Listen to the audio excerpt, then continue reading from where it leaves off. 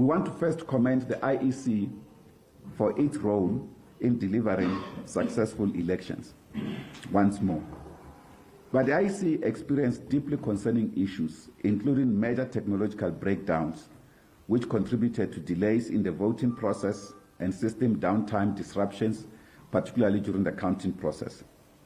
An investigation into why these issues occurred is essential.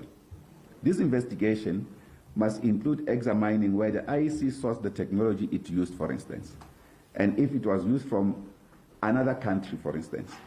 We need to assess that country's attitude and its current relations with ours at present.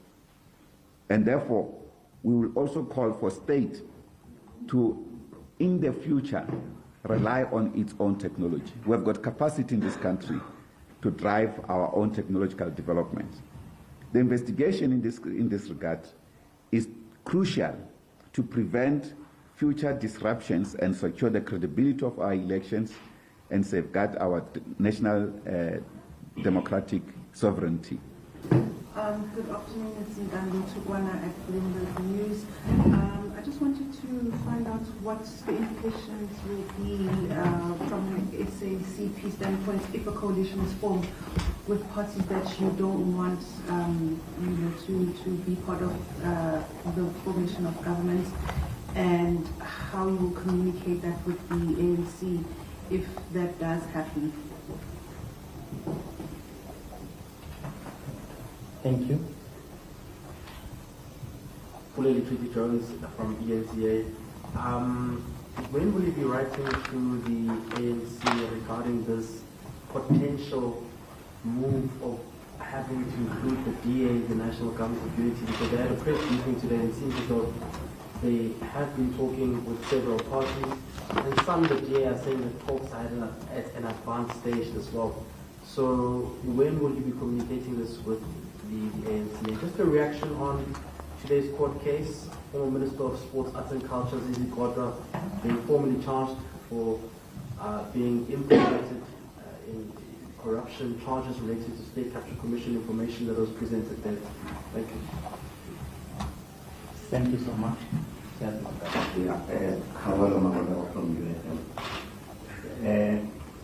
Mr. Mapaila, you are mentioning possibly mobilizing the working class. I just wanted to understand that properly, that if you don't get your way with this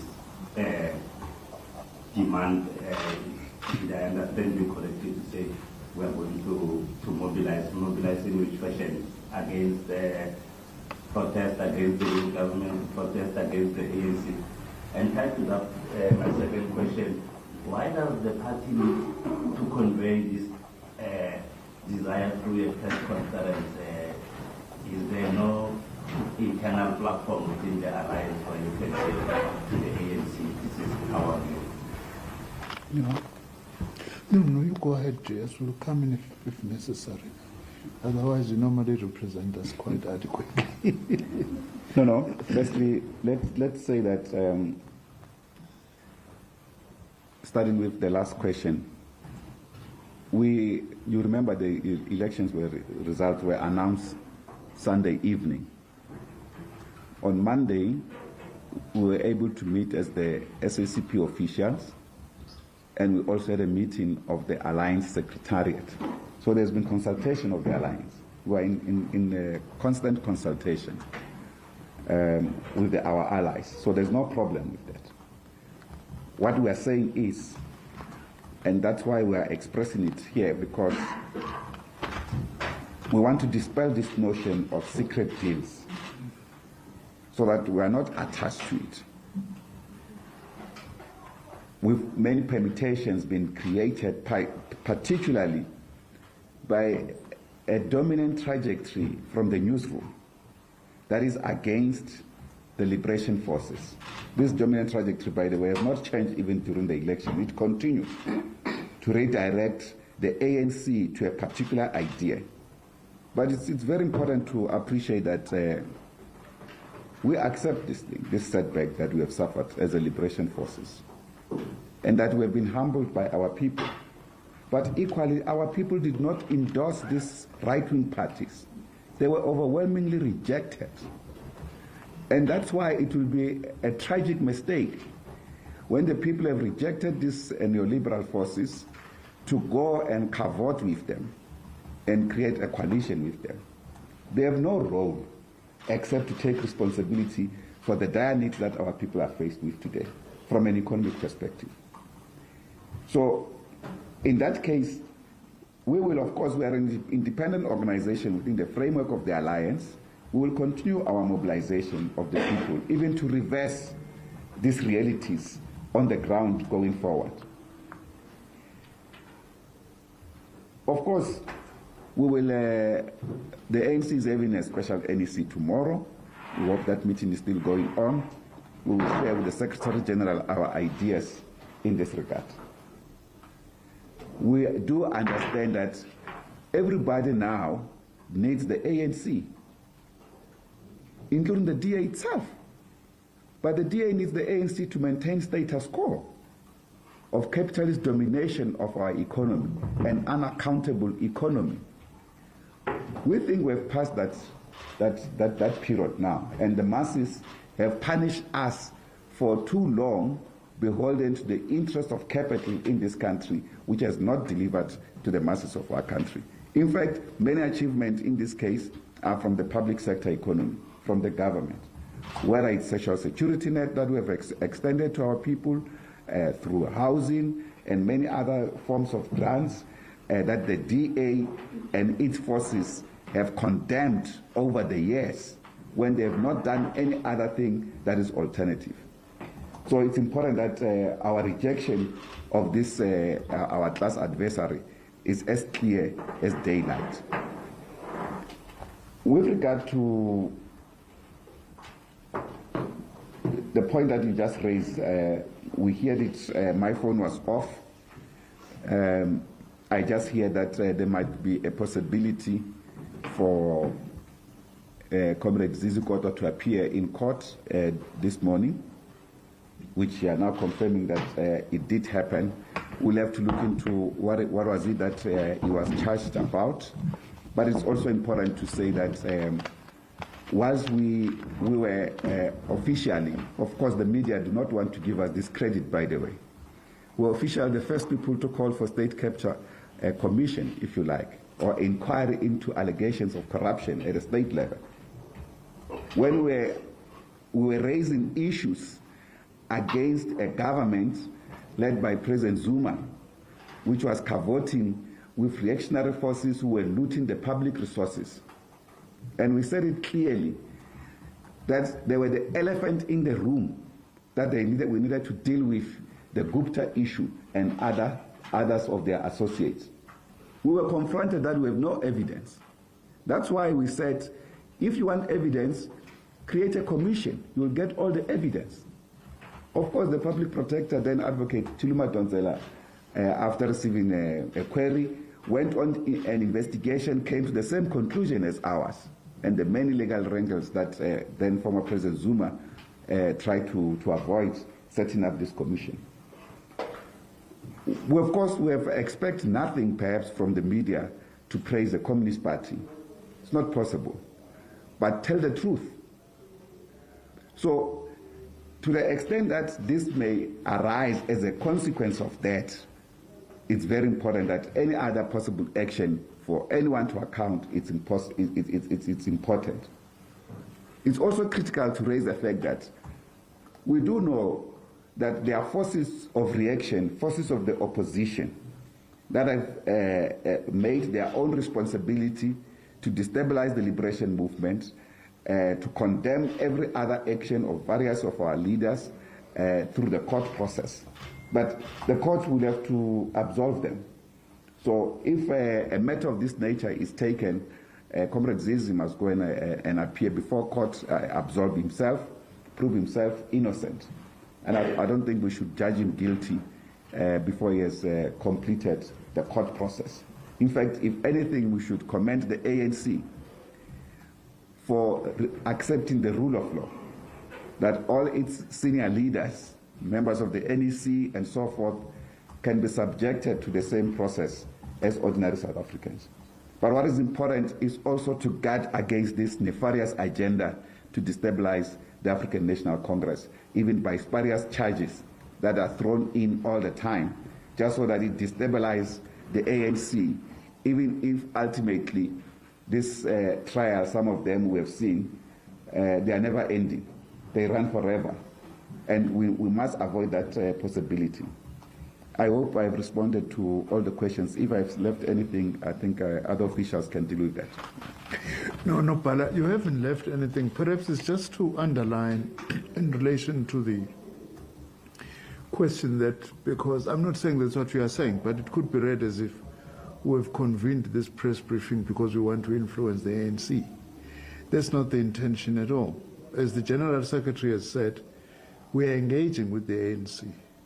But it is very important as an independent political organization that we ourselves pronounce on the issue of the elections and also state our own views about whatever possible coalitions. To us also it's a contribution to being transparent. We don't want to be second-guessed as the SACP as to what our views are on these particular matters.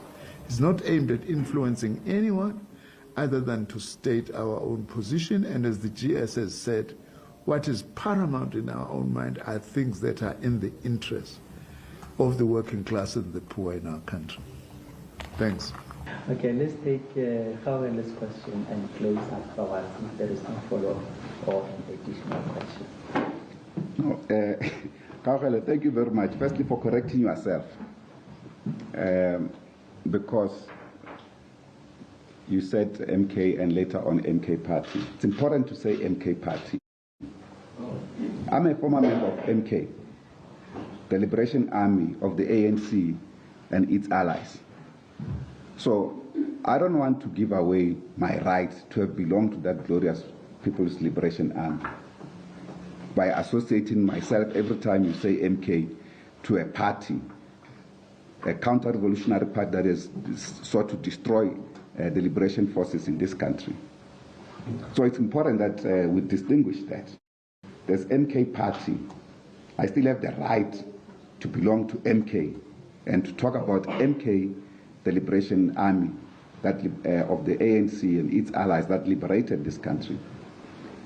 So we can't dictate to the ANC who they should talk to. They have the right to talk to anyone to set up any possible arrangement. What is critical for us is that this arrangement, as we've highlighted, should be embedded by a programmatic focus, not just sharing of positions. The focus on mass employment, the focus on immediate implementation of the national health insurance, the focus on the basic income grant, the focus on macroeconomic strategy, so that we use our resources effectively to respond to the dire needs of the working class and the people as a whole in our country.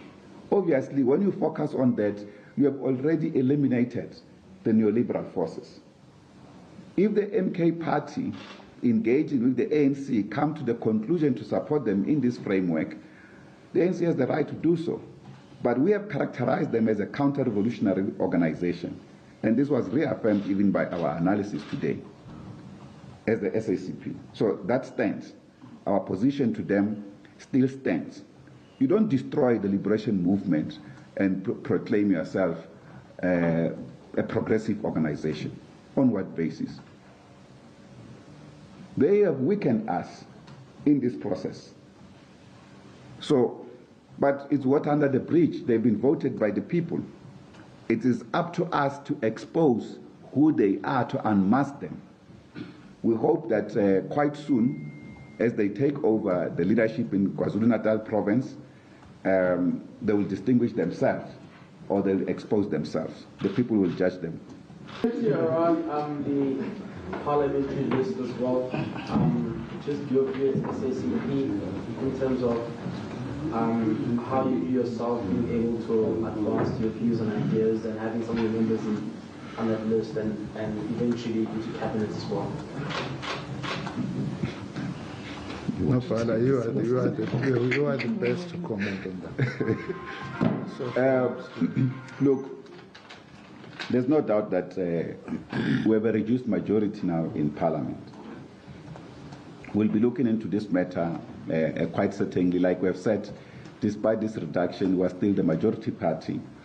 That no one at the moment, unless it's an extreme possibility of a complete sellout positions, even by the counter-revolutionary forces that have gained votes by attacking us, that can establish government.